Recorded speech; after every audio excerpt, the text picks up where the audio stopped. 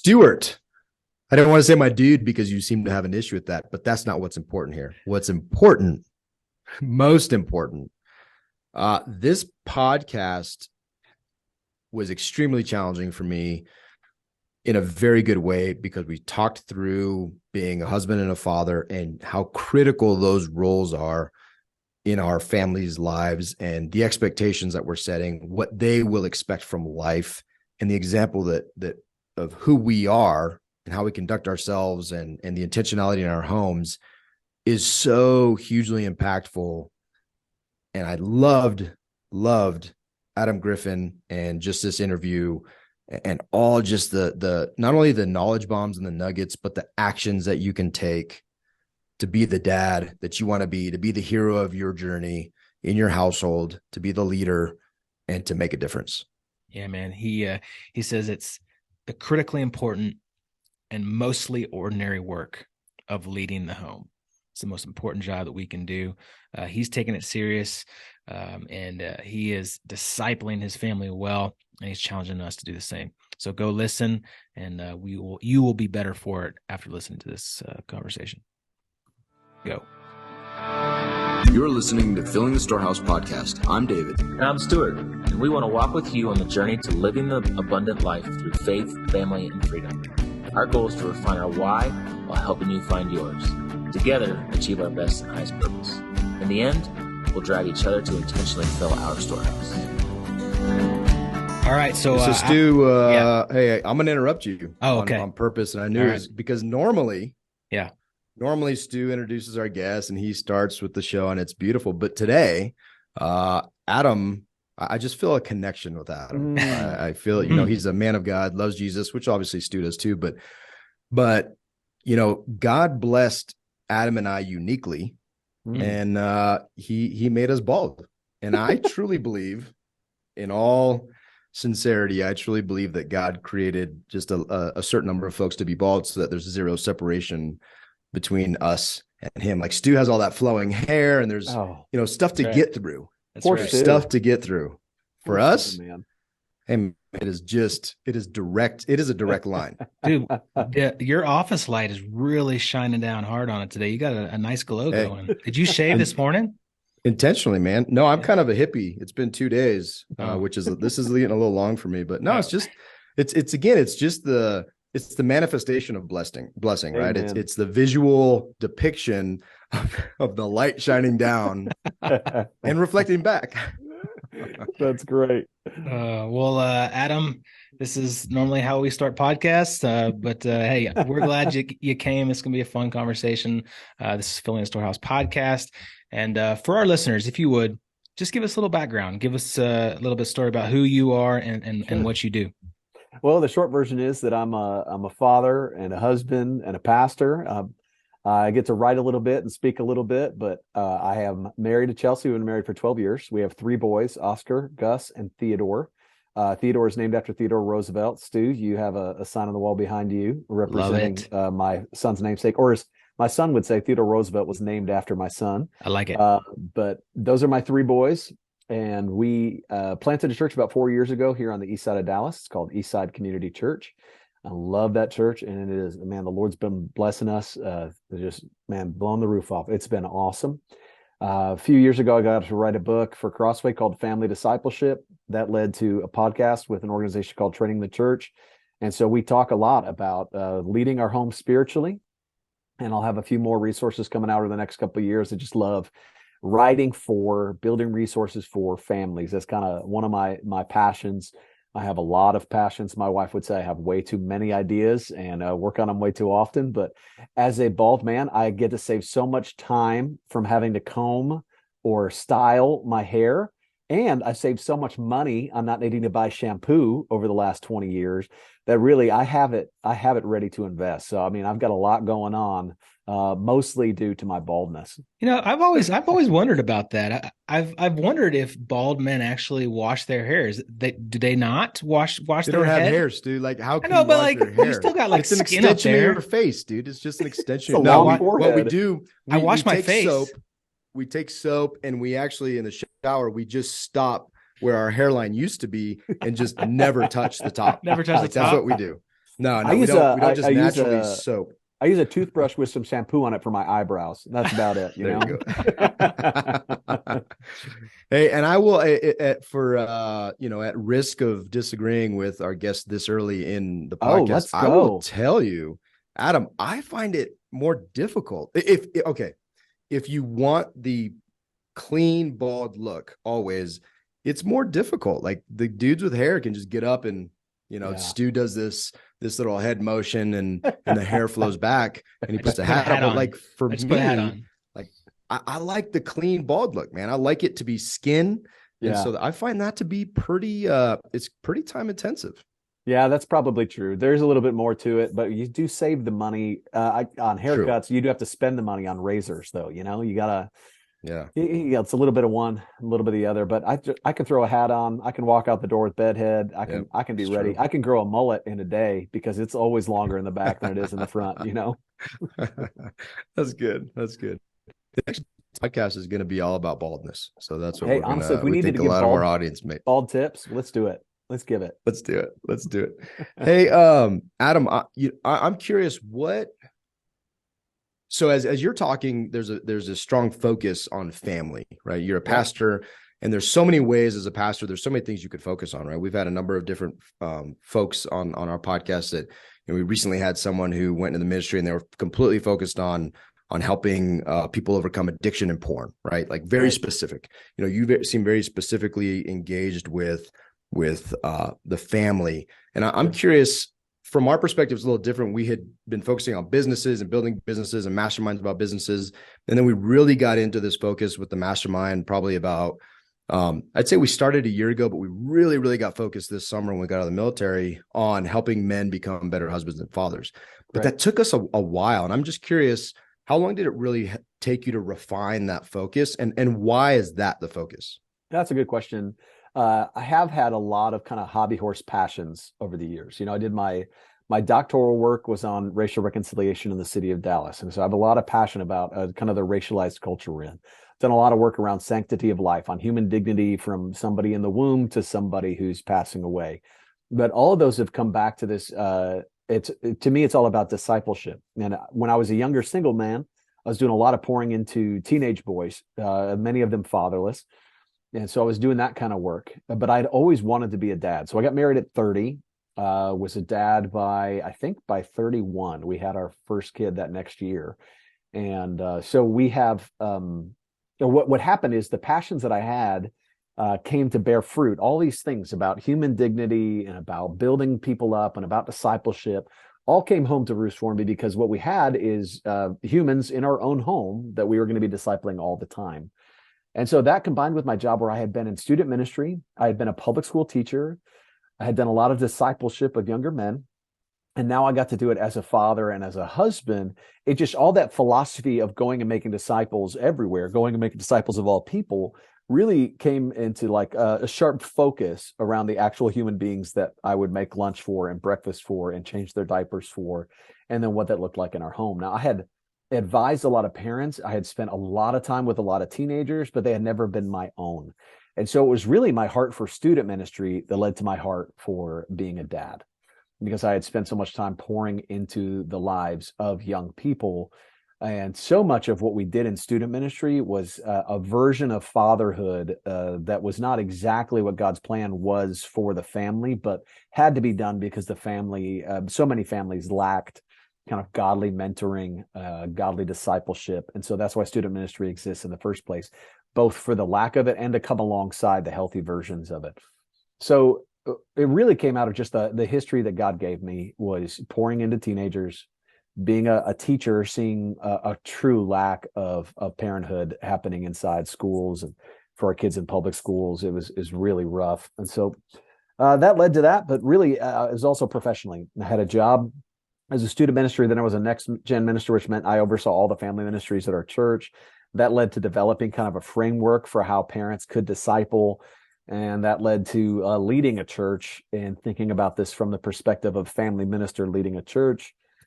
But at the end of the day, Stu and David, it's because I love being a dad. It's what I've always wanted to do. And so since I've always wanted to do it, I spend a lot of my passion, my energy on doing it well. I really want to hear at the end of my life, well done, good and faithful servant. And when I believe when I read the Bible, one of my number one calls is to be a dad and to be a father to the kids I've been given. So while I share a lot of stories of my family, I don't share all of them to respect the kids I've got, but that is my primary ministry as far as my passion goes, as far as my energy goes. And I love doing podcasts. I love speaking. I love writing, but it has to all start with my quality as a household manager, as a household leader. And so to me, that's where the passion comes from. It's just what the Lord called me to and the way he equipped me for it.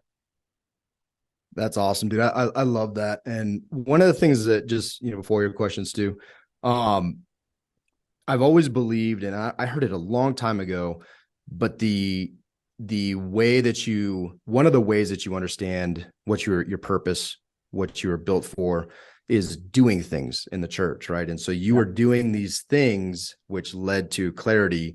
And for me, it looked like, as a young man, I volunteered with children's ministry, and I had no idea who my passion was. So I started at the tiniest guys, and the church was kind of like, dude, you're like 22 years old and you want to like work with these babies, you're a single guy. I'm like, yeah, man, I'm trying to figure out where I belong. That's great. I quickly discovered those are fun kids.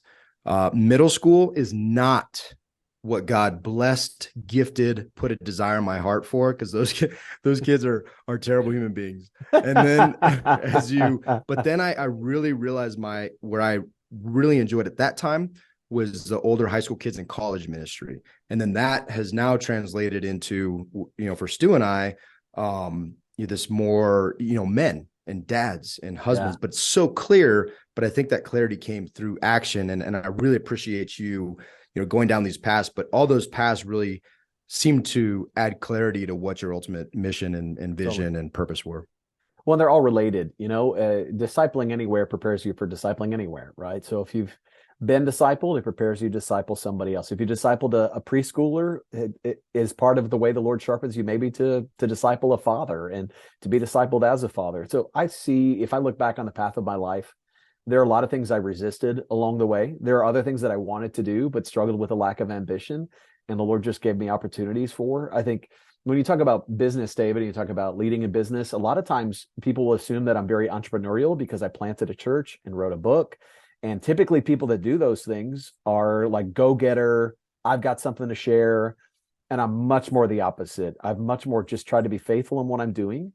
And then what we've seen instead is that the Lord kind of asked me to do them. Like somebody had to kind of pull me into planting a church. A publisher had to say, hey, we want to have this book written. You should write it. And while it's stuff that I wanted to do and delight in doing, it is not stuff that I woke up every day going, I got to make this dream happen. And so I'm not the poster boy for going and getting, but I feel like the Lord's in the parable of the talents, where I really feel like the Lord drew the picture of me is that guy with one talent. So I'm not the most talented. I don't have the most. And the Lord has constantly had to call me out. I'm like, I'm just burying it. I'm not doing everything I can. I'm giving up too soon. I'm not pursuing things. And the go-getters are typically the guys who go, look what the Lord gave me. I'm going to try to do even more. I'm blessed to have a God that's been very patient with me and called me into some things. But leading my family and leading this church has all come from, I've been afraid to do it. I've been insecure about it. But the Lord graciously didn't just let me sit in that, and he called me into doing something. Not only are you alike in your baldness, but you're also alike in not having many talents. David has like 0 talents. So, hey, this is awesome. We got a lot in common. Stu, you said that David's going to be taking shots at you. I'm just trying to get back, man. I'm just trying to get back. He likes to play that victim card. He takes plenty shots. Adam, you recently had you had John Tyson on your podcast. He was awesome. Yeah. Awesome episode. And Joel, my brother-in-law, who was our kind of mutual connection, he sent that to me as my birthday present and just devoured the book, loved it. My son is 5, so we're not quite at that stage yet of getting into that cycle that John talks about in his book. But one thing I noticed in his book, he talks about roles that men play, roles that fathers play. And the number one role that he talks about is the disciple. And And I'm curious from your perspective of being a dad of three boys, being in youth ministry, and seeing all these boys that don't have dads, Right. that don't know the Lord because there is no discipleship beyond just, kind of what you've done. How does that impact boys turning into men later on down the road? Well, I'm also a pastor of a pretty young church, and that means, like most pretty young churches, we have in the singles ministry, singles area, the majority of them are women. Majority of the attenders of our church who are single are women. Majority of our membership who are single are women. That's interesting. And that ratio bears true across the country as far as I've ever heard. You rarely will find a church that says, oh, we have all these single men, and where are all the single women at? You just don't see that. You see the opposite all the time. And it's part of the reason the Lord gave me three boys. I believe this wholeheartedly. Every time we were pregnant, I prayed and I asked God for a son. And every time the Lord granted us a son. And I'm really grateful for that. But the reason we prayed for them is not because we don't like women, not because I was afraid of being a father of little girls. It's because, Stu and David, when we look at our culture, we see a real lack of men who are godly, leading well. And so we said, what's the best way we could do it? Let's raise some. What if the Lord were gracious enough to let us raise some godly young men? And while I cannot say like the quality of my children is the evidence of that, like these boys get to live their own story, but that's what we're efforting for. That's what we're pursuing. And what we do see is a lack of discipleship in our culture, and a lack of maturity in men, and a lowered expectation. We see addictions to pornography, we see addictions to substances, but we also see not only a culture that allows those things and even celebrates some of them. We see a culture where men are living out their biggest dreams in video games and fantasy football, things that involve not actually doing anything except for sitting around and basically being sarcastic with your buddies, and we glorify those things. My wife and I went to we were at a pub a couple months back on a Saturday night, just getting something to eat. And it was loaded with single guys, all basically trying to get the attention of one female bartender. And then there's me and my wife sitting there. And we're like, man, this is such the opposite of our church. Like you go into this pub in our neighborhood and you go, here's all the single guys. You go into our church and you go, oh, here's all the single women.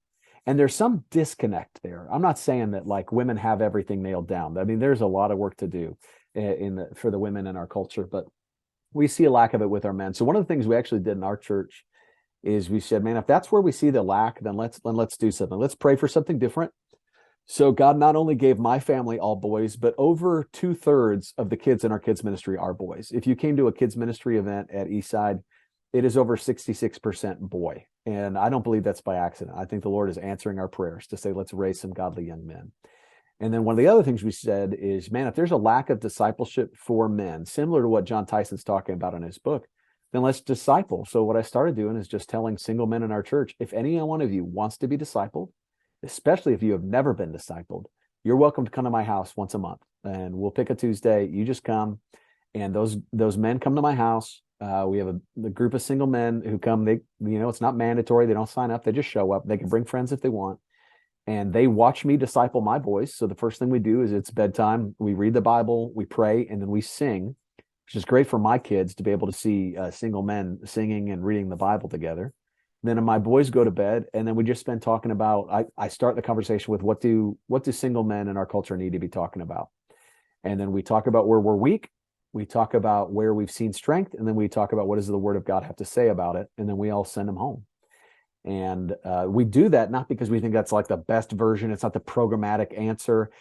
Just because, Stu, we're just trying to say, if men are not being discipled, let's disciple them. Because one of the problems we've also seen is in the churches I've been in the past, a lot of times we would rag on men, we would insult men, we would say, where are all the men?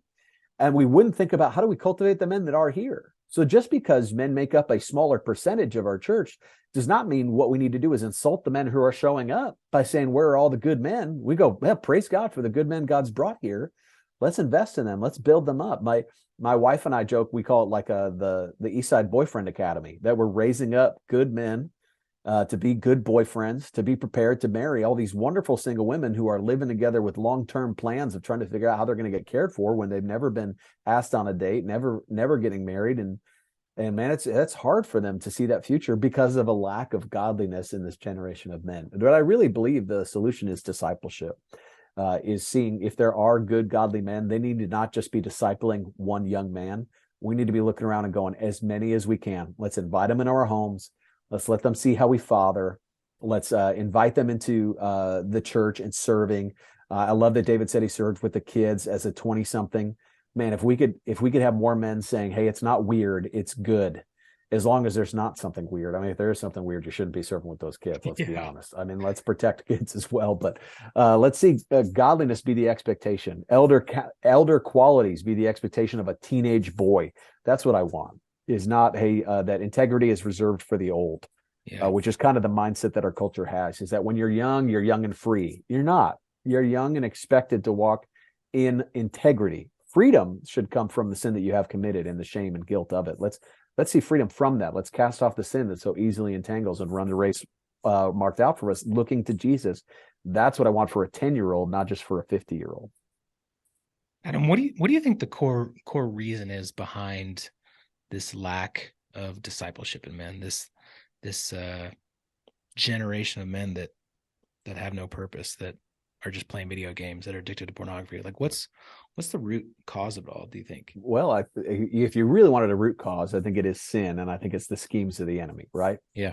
So if we said the schemes of the enemy would attack the family, this sure works well. If the schemes of the enemy, if sin wanted to attack the propensity of men to pursue lust and greed over integrity, I can see that happens. So sin at the end of the day is the issue. I think culturally, though, we also have an expectation issue on young people, on men, where we can perpetuate adolescence into the 30s and 40s instead of expect hard work and gratitude from a young man. We kind of, just kind of shrug our shoulders and say, of course he still lives at home. Of course he still plays video games. Of course he's addicted to pornography. And a lot of it is rooted in the sense of what is common must be okay. And so since men would look around and go, oh, pornography is common, then it must be okay. Because they'll say, like, well, basically everybody's doing that. And you go, well, since it doesn't take much work to make a lot of money for some men because of the skills and opportunities they have, well, then it must be okay to do very little. And since video games are very enticing and social media is very enticing, and there's also a typical woman's version of this in our culture as well, that would be absorbed in kind of the coveting nature of what they have, or the competitive nature of what they have. There's a sense in which we haven't challenged men and created a high expectation. In fact, if you want to philosophize, you've got that Stu has behind him. We joked a couple times already about the man in the arena speech that talks about it's not the critic who counts, it's the man who's actually doing things. That is not the semblance that our culture has. It's in our culture, it's the critic who counts, the one who can look into things and say, here's what's wrong. And we all want to disagree and be the loudest. And that creates a culture in which nobody's actually striving and trying or daring greatly, as the speech would call it. In Theodore Roosevelt's most quintessentially philosophical speech called The Strenuous Life, he actually says in the opening paragraph of that speech, who would want a life of ease for their sons? And what's ironic is, at his time, which is, early 1900s, he's saying, who would teach their kid that the life they want is a life of ease? Well, now 120 years later, that's what everybody's teaching their kids. That's what everybody's happening. Yeah. Yes. Yeah. Who wouldn't want the life of ease is the way we'd say it now. Who wouldn't want a life where you don't have to try that hard? Who wouldn't want a life where you don't have to do that much and you get a lot? But what Theodore Roosevelt was calling out philosophically is what we should be training boys to do is, if you're going to hit, you hit hard. And instead we say, if somebody's going to hit you, you run away. And if you can find a way to do as little as possible and get as much as possible, that's the goal in life. And if we could create an environment where what's really beautiful is vacation and leisure, and what is expected is to find a job that is like a soul fulfilling job because you don't have to do that much. And man, I just think we've created an environment where men are not thriving. We also, I know I'm talking way too much, but the education system we have created is, I don't know if you guys have read Boys Adrift by Leonard Sachs, but I think there's a real sense in our education system that it caters towards a classic feminine success level. So where boys thrive in breaks for activity and in doing and achieving, our education system is built around teachers having a carefree day of you sit still, you be quiet, you read this, you achieve that. And we kind of, take the wind out of the sails of boys at a young age, even through the education system that we've set out. Now, those are broad generalizations. And there's a lot of people doing something totally different. And there's a lot of ways in which our education system helps men achieve and thrive. And there's a lot of ways, a lot of families out there who are teaching and are, that leisure is not an option for a lot of families as well. But when we have, most kids these days are born to unmarried parents or single moms, it's no surprise that there aren't a lot of men growing up as men because they don't have a lot of men examples in the home. And my wife, who works labor and delivery, can tell you that if there is a man in the labor and delivery room who is eager to meet their child and be part of raising that kid, that is an endangered species. That is not the norm. That is the rarity. Wow. Now she is in a city, and I think the same. But she's worked in the suburbs. She's worked a little bit in rural hospitals as well, and she would say that bears true. There's not this overwhelming amount of men who are eager to meet their baby and raise them. That is, it is rare. Endangered species is probably the right word. It's rare and getting rarer. And I think that is also part of the issue. We just don't have a lot of people who love fatherhood. You guys are more rare than you realize you are. That is extremely disappointing, discouraging, and kind of shocking. But I will say, but also motivating. Also extremely motivating. That's what I was going to get to, is that, when Stu and I were looking around at the things that were missing in our lives, and we were pretty intentional dads, right? But we were not exceptionally intentional dads, and we were not exceptionally intentional husbands. And when we started looking at our network of entrepreneurs and senior military officers and these different groups that were just naturally we were a part of, we were seeing a gap in that level of intentionality, the level of intentionality of these high-performing men who were pursuing other things with great intention and passion, but they weren't pursuing the things necessarily. And even to an extent, we were not pursuing the things with the same rigor and the same just passion within the household. And then once you do that, recognizing that's where the gifts are, right? That's where, like even yesterday, I was bouncing with my kids on a trampoline and some, I knew something was wrong with my boy. He didn't want to share, but we were bouncing and just jumping and for a long time. And I'm just, we're tackling and we're fighting. My daughter's getting in it too. And then I'm like, hey, I take these breaks because I'm exhausted, but I take these breaks and we all snuggle and we look up at the sky. And in that moment, I looked over to my boy and I was like, hey, dude, what's going on at school? Like, what has caused this? What made you so upset all day? And what was interesting, my boys fight like cats and dogs. They just fight. But Jake started telling me, the middle one started telling me about essentially being bullied. And this kid, he doesn't recognize how big and strong he is. It's a little bit ridiculous. He's so sensitive. And he, we start talking through it. And my brain starts going, how do I teach him? The way I grew up, my dad's like, you punch him in the face. Like, that's what you do.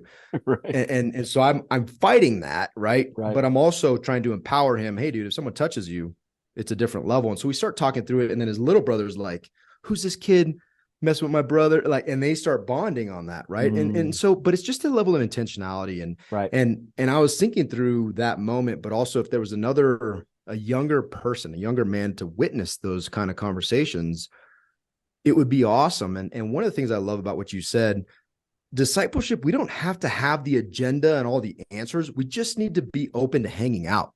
And it has to be a little more than, hey, just come over and we'll just, talk about sports, but just being open to bringing people in and hanging out. And then discipling each other through natural conversations at a higher level because the agenda and the expectation has been set. That these are the kind of conversations we're going to have. And that's what Stu and I took that and created a mastermind around that for men, because there's such a huge gap and we need to start addressing it. But I did not realize it was that extreme. I didn't realize so many dudes were essentially giving up their right to be amazing fathers and husbands and involved. And that's, totally. That's motivating, as Stu said. That really motivates. That puts new fire, my soul and wind in my sails to be like, well, the work we're doing is important. Right. And we just got to lean into that. And I also am going to disagree with you. Dude, you don't have one talent. So get rid of that junk. You got tons of talents. That's just a self-deprecating lie you're telling yourself. And hey, single fellas. Yeah. Church. You want to meet some girls? Go to church. Yeah. Come on. Yeah, Put I love Tinder the word out you of use business. Go there, to church. David. The word you use there, work. I think men tend to find their identity in work, right? That we find whether or not we feel like we are good enough or successful enough, or who are we compared to others in work. If we could change the mindset for dads to help them recognize that when they get home from quote unquote work, it is not the time to punch out and say, there, I'm done. And we have this kind of man cave mentality that says, when I get home, that's my chance to sit in a recliner and not be bothered because my life is so hard. So I will drink a beer and watch sports. And while I'm all for it, like taking a break, I'm not against rest. If we could instead help people understand, no, the actual job you are called to is leading that home. That when you get home, that's when you're punching in. You're saying, hey, I did all this at the office so that I can support this job that I have at home. And if we could help men just grasp, that's where your best creativity and intentionality and time should be spent. We could spend all day working, the spreadsheet job, like just doing the spreadsheets, man, or spend all day in the corporate meeting or in the coffee shop having meetings with clients, or in the office having meetings with patients, or whatever it is, and say, man, that's where we put our best energy. Guys, the call of Scripture is that your energy needs to be given to the woman you're married to and the kids the Lord has given you in a way that is a job. And if you would spend 10 minutes a day just thinking about how can I care for this family and lead this family well, in the same level of creativity you're willing to apply to your job, you'd be shocked at how different your family leadership would be. And then when it comes to education, none of us would say to a kid, hey, don't pay attention in math class. You know what? You're going to get enough math from watching your old man. Just watch me do it. You'll get it. And none of us would say to a kid, hey, you know what? Don't pay attention in history. If you need to know about something that happened, you'll get enough of it just from being around your parents. Don't worry about it. None of us would say that about science. None of us would say that about art or music. We'd all appreciate putting our kids through some kind of education system that's going to teach them. Well, when it comes to our spiritual leadership in our home, most men are saying, hey, we don't need to really study the Bible together. You're not going to need to, they don't need to see, they're going to get enough just from being around me. They're going to get enough. I'll take them to church, and you know what, 1 hour once a month, that'll probably cover it. Listen to me, there's nothing more important for your kid than seeing their soul captured by Jesus Christ, having faith in this God. And so why would we think that of all the subjects that we want them to learn, that is the one that we get to go, you know what, don't worry about it. You'll probably get enough just by being around me. But rather giving it, like you said, David, the work that it takes to be the man to be is going to be rooted in intentionality. That means I have some sort of plan. That's the whole reason that Chandler and I wrote that book for Crossway about family discipleship. It's not because there's not great resources out there. It's that there wasn't anything to help you make a plan. Like when it comes to I bet when you guys are married, if you were Christians, when you were engaged, probably your church had some kind of premarital counseling, or maybe you had a premarital mentor, somebody who's going to walk through some of the questions you should ask before you become a husband. But I bet when you guys became parents, there wasn't some kind of intentional, oh, hey, you're going to be a parent for the first time. You should get a mentor. You should go through preparental counseling. We should get you ready. Here's a way to write out a plan on how you're going to lead yourself spiritually. Or when you guys have a mastermind and accountability, I bet it's very rare that anybody is asking like, hey, how's it going spiritually leading your home? It's not a question that we typically ask. And yet it's one of the most important jobs the Lord has given us. So why aren't we putting more intentionality, more creativity, and fostering a plan? You guys know, if you fail to plan, then you're planning to fail. And so the whole reason I've dedicated so much of my life to this is just that men are not given the tools they need to plan, nor are they given the expectation to show up. Because the expectations are so low for men in our culture, just not divorcing your wife is considered like an incredible gift. Just making enough money to put food on the table is considered parental support. I remember talking to some girls in my high school class when I was a public school teacher, and they asked, there was two girls having this conversation, and one of them said, hey, how many men do you think you can have kids with before it gets weird? And she said, oh, I think it's probably 4. Because if you have kids with 5 different baby daddies, I think that starts to get a little bit weird. And I asked these girls, I said, wouldn't you rather have kids with one man and have him like be a husband to you and raise those kids with you? And they David and Stu, I kid you not, they laughed at me and they said, Mr. Griffin, that does not happen. That is not that just will not happen. That's crazy. That was their expectation, was like, no, don't. They said the best we could hope for is that a man will give us child support. That was their expectation going into life. Now, this is an inner city group of girls who maybe have a different expectation than the suburban world you're growing up in, but it is not an uncommon expectation, nor can it be falsified by any research. I mean, you look around and there are tons of families where men are not around, where where kids are growing up with siblings from different dads. And that's just the expectation. That's the standard. When you read the Bible, that's not what we read. It's not, hey man, women are for, fun. Your purpose should be found in how much you make and what kind of job you do. No, it's work at whatever you do as for the Lord, not for men. But your call is to be a father who's not exasperating their kids, but is training them up in the wisdom and discipleship of the Lord. To make disciples everywhere, that starts behind your front door. Deuteronomy 6 would call us to talk about God wherever we are, when we're getting up, when we're walking along the way, when we're laying down, when we're on the trampoline like David talked about. That's the work we're called to. And so I really want that work mentality to shift from outside the home to inside the home. Yeah, on your website, you say it's the critically important and mostly ordinary work of leading our home. Yeah, that's spot on, man. And I think David and I saw it. He alluded to it earlier. As being military officers, serving our country and leading from the front, and then transitioning into this entrepreneur business, real estate world. We saw a lot of this in men, leaders, entrepreneurs, businessmen, just get so wrapped up in being a provider, right? And we did a webinar on we talked about family roles, and we talked about this inside of our men's mastermind group of like, what's your role? Like, and that was just a question, right? Think about it for 5 minutes and come back with your roles as a man in your family or in your business or whatever, and define that. The number one answer, provider. Was it provider? Provider. Yeah.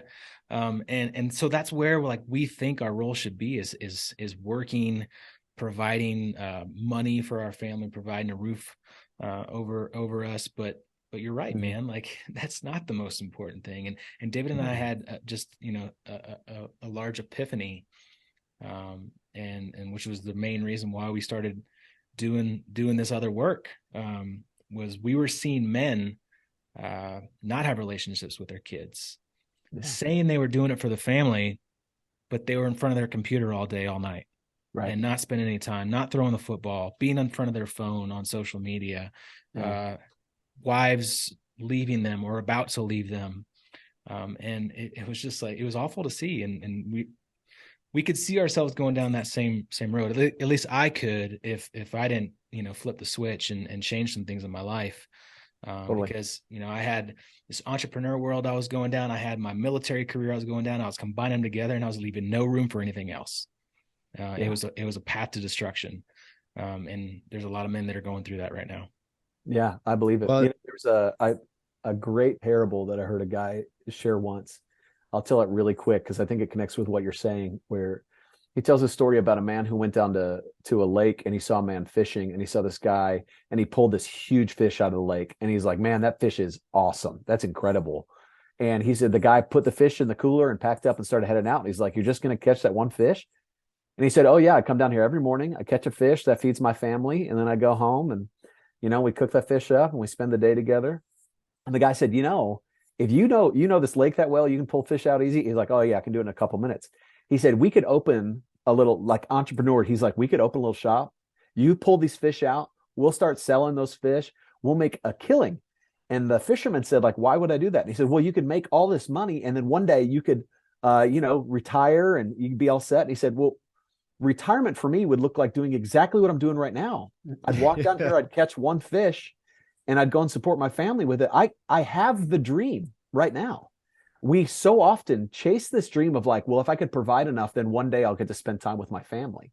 And in order to provide for them, we forsake them. In order to give them enough, we give them up.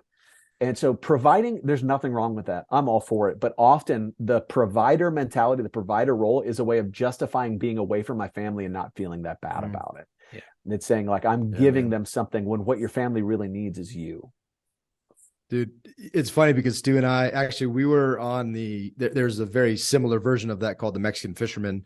And, it's in Mexico, a Mexican dude fishes, catch some fish, goes, hangs out with his family, does the things he wants to do. And a businessman comes down, same conversation. He's like, why would I do that? I'm already doing it. And, and we were on a lift the other day and told a couple guys about the Mexican Fisherman. And they're like, oh, I've never heard that. I want to go read it. I'm like, yeah, you should, because it just changes your mindset. But, provider, one of the things that we're big on is we say things like comfort, success, freedom. And one of the things Stu and I are huge on is awesome. Love it. Those words are beautiful. Sounds great coming out of your mouth.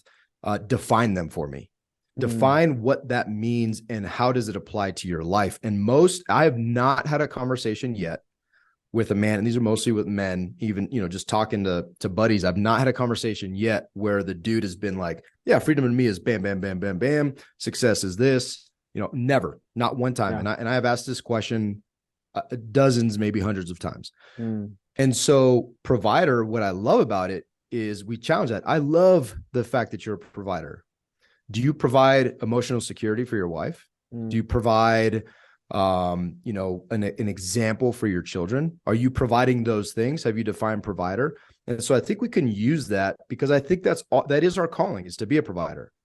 Right. And there are elements of that, but the most important elements of that, when you define it, are how do I provide the things that are most important? The discipleship, the mentoring, the guidance, the presence. I'm providing you time. So all these things that we should be providing, we just lose it. And I think, you hit it so awesomely, but culture has so much. Like, I've gone completely the other way. Like if someone criticizes, what we're doing is toxic masculinity, I'm like, hey, amen. If you see it toxic to be different, then amen. Because our goal is to be different. And there's so many forces pushing us. And so I just love how you bring awareness to that, right? Because I think if we have awareness and we're having these conversations, it changes. It's not a huge leap to realize we need to provide or we need to do whatever in all these other ways as well. And it's just that conversation. So I love the fact that you're doing it. And how do we do it more?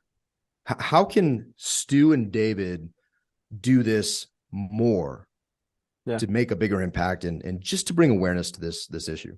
Yeah, I think there's a couple things that come to mind for me right away. And you guys are doing this. You provide male friendships is a huge lack in our culture. And it's part of the reason that it's so hard to be a guy right now, is that it's a very isolating world of success and provision. And it's kind of the classic joke that your wife is in the way, that she is the problem, and that if you could just get out and see your buddies, you'd be all right. But most guys don't even have buddies. They're just like living this lonely life of difficulty and video games. And they think they have buddies because they play fantasy football together or they play video games together. But at the end of the day, they're not having any real conversations about anything.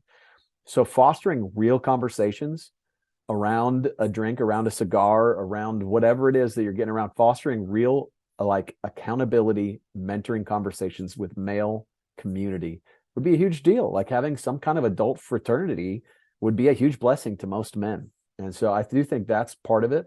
Part of it is just recognizing if you just put the littlest effort in, it would make a big difference.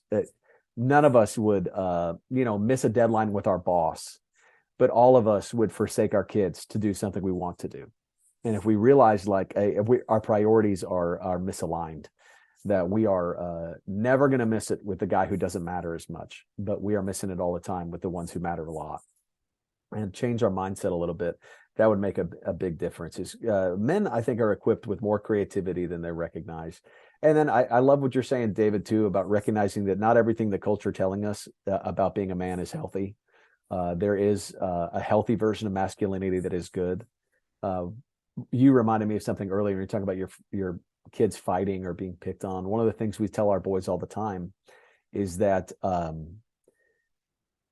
we should not push or punch unless it is to protect. we only push or punch to protect. So we don't say we never push or punch. No, a man does push or punch if it's to protect somebody. If we push him out of the way of a car, or if we're protecting something, we need to get between a villain and their victim. Like, okay, then we're gonna push or punch. And if somebody is hurting you or coming at you and you need to protect yourself, then we're gonna push or punch. We don't tell them, hey, you know what? We're just gonna be. We do want gentleness in our kids, but we don't want passivity. We don't want doormats for children. And so, I think helping kids understand, and boys and men in general, the Lord gave you strength for a reason. And what is that strength for? It's for the weak. It's not so that you feel good about yourself. It's not to beat somebody else up, to make yourself feel better, but it is to provide for the weak. If God gave you wisdom, why? For those who lack it, for those who are foolish. And so to lean into that. And then I think outside of the kind of peer relationships, also having mentoring and discipling relationships are going to be the hugest help, is to find somebody that you admire. And sometimes we talk about mentoring, we think what we mean is an older best friend who listens to your problems and tells you what to do. That's a counselor, and that can be helpful too.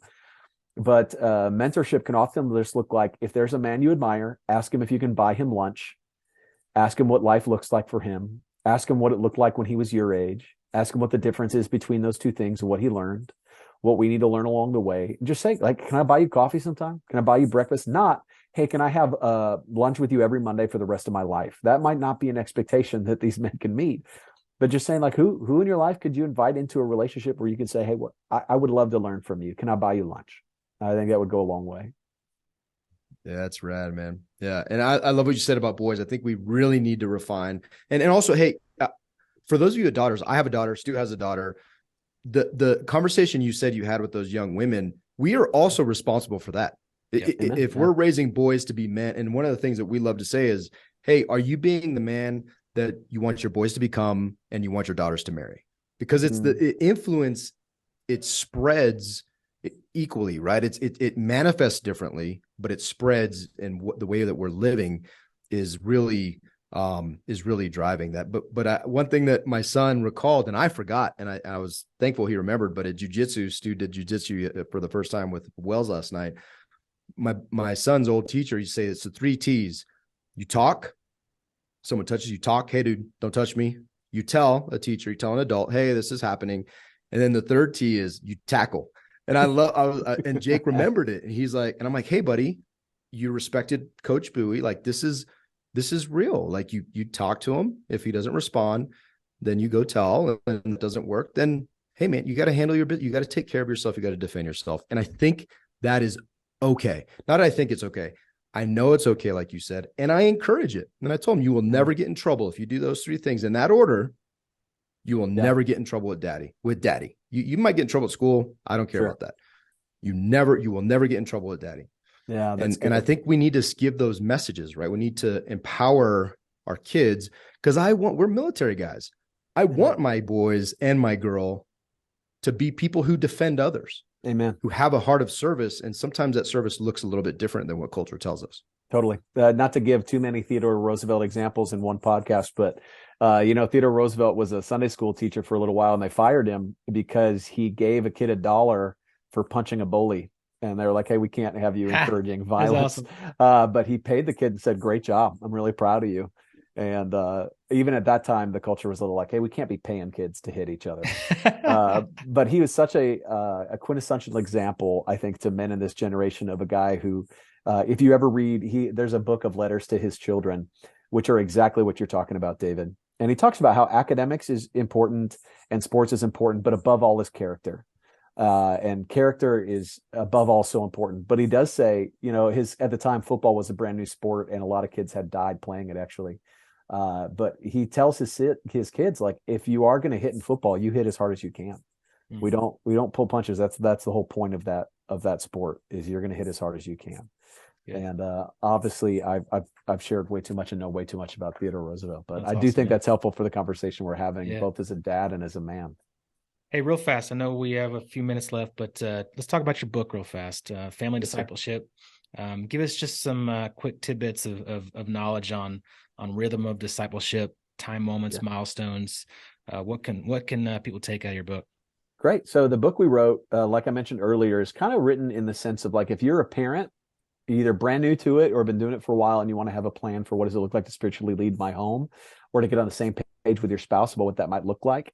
It's a book both written to invite you into why that is, like you said before, critically important, but mostly ordinary, in the sense of like, this is essential. This is the work you're called to. And at the same time, it's not some expect to be floating through the room and your kids begging for knowledge for you. No, it's mostly done in like the normal everyday things we do. It's critically important, but mostly it's just ordinary. It is so normal for me to pray with my kids, so normal for us to read the Bible, and their responses to it are normal kid responses.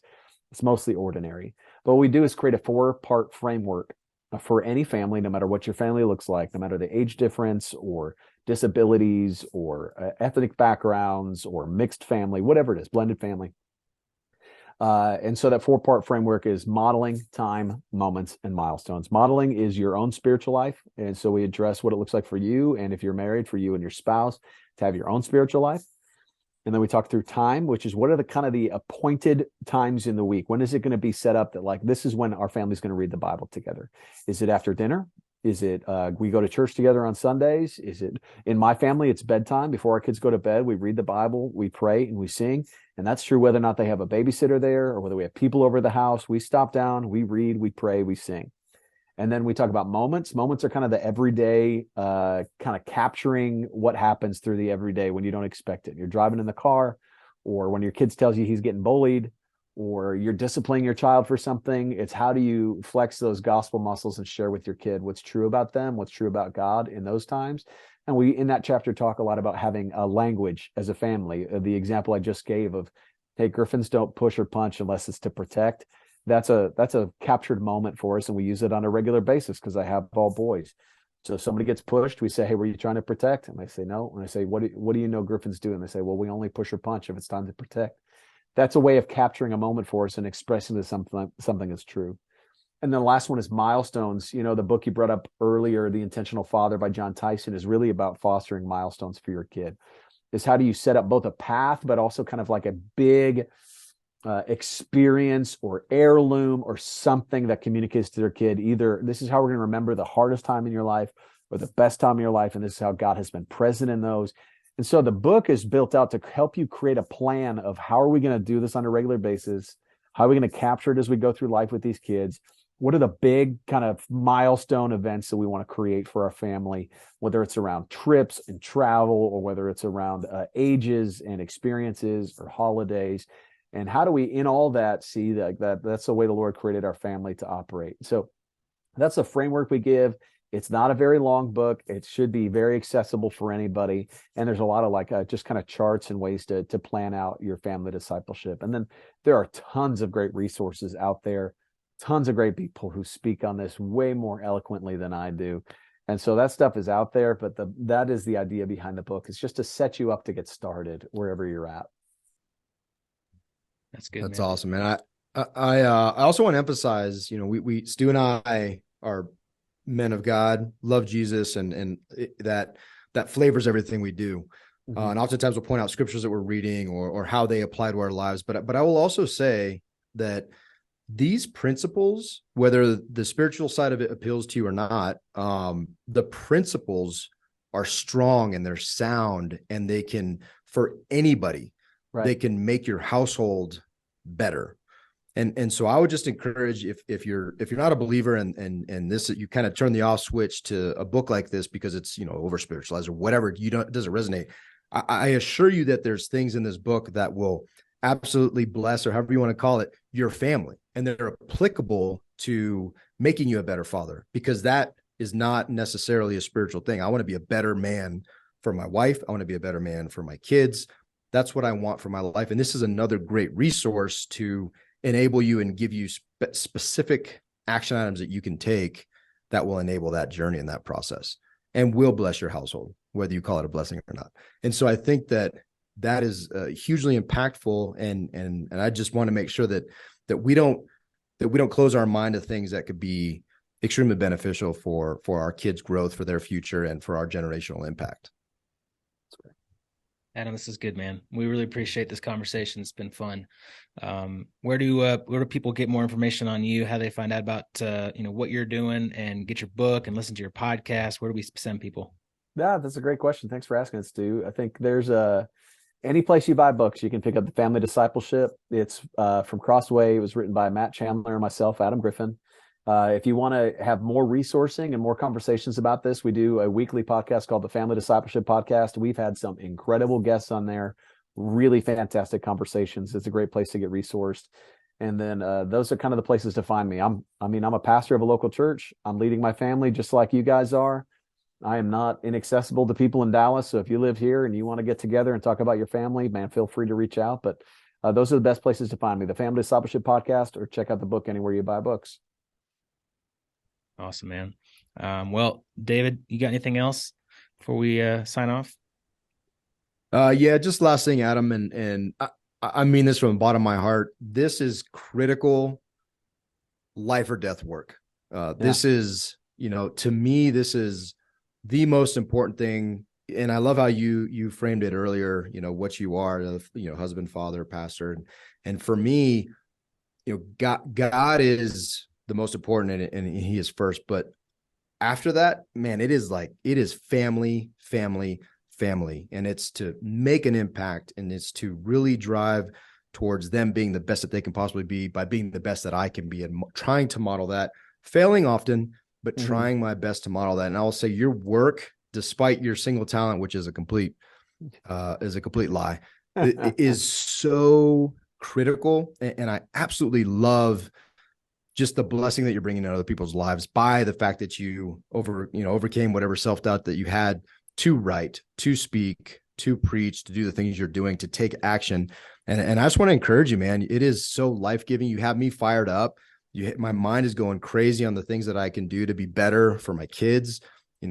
Just your nighttime routine has me it's convicting me. It's causing me to want to make some serious changes in my life. So dude, keep it up, man. You are absolutely a huge blessing. And I think, much like we were talking about this the other day, but I am very confident that when your time comes, you will hear, "Job well done, my good and faithful servant." And it's going to be awesome. And it's going to be a party. So keep it up, dude. Thanks, David, man. That's so kind. Thank you, Stu. Yeah, man. Guys and gals, hey, reach out to Adam. Go listen to his podcast, Family Discipleship. Go read his book.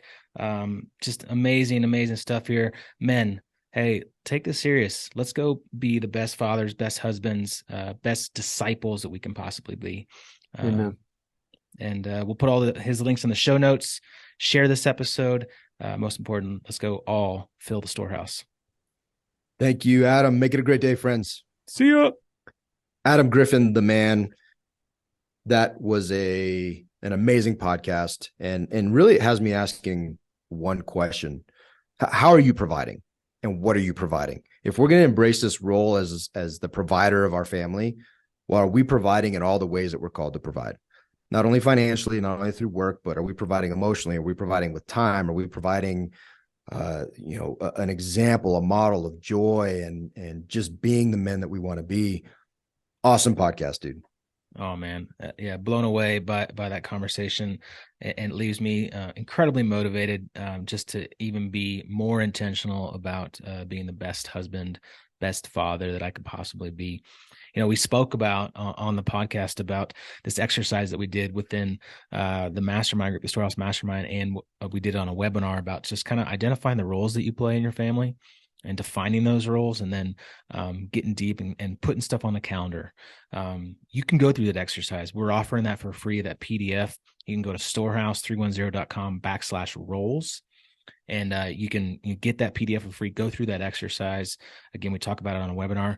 But if you want to get even more intentional and do this with a group of men that are intentional, that are seeking to be the best husbands and dads that they possibly can be, to be the hero of the journey, join us. We want amazing men to come through this journey with us together. Go to storehouse310.com/mastermind. There's a big join now button on it, and fill out that application and come grow with us. Be different, be better, do it. Take action, man. Be intentional. Get it. Get it.